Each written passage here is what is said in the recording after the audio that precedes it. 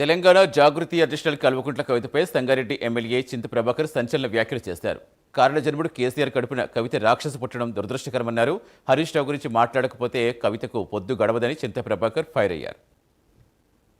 పర్యటనలో భాగంగా కవిత గారు మాట్లాడిన తీరు అభ్యంతరకరంగా బీఆర్ఎస్ పార్టీ శ్రేణులు ప్రజలందరూ విసుక్కునేటట్టుగా మాట్లాడిన తీరు తీవ్రంగా ఖండిస్తున్నాం. కారణజన్ముడి కడుపులో కేసీఆర్ లాంటి కారణజన్ముడి కడుపులో రాక్షసి పుట్టడం అనేది బాధాకరం. హరీష్ రావు గురించి ఏ ఒక్క పూట మాట్లాడకపోయినా ఆమెకి పొద్దు గడవదు.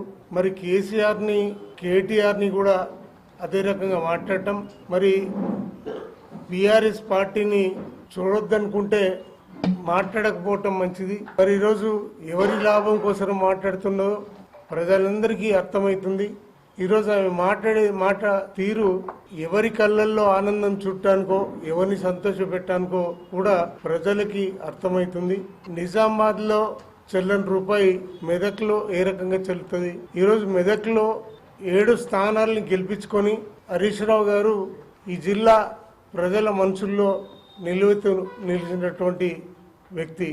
మరి కర్మ అని మాట్లాడుతూ ఉన్నావు.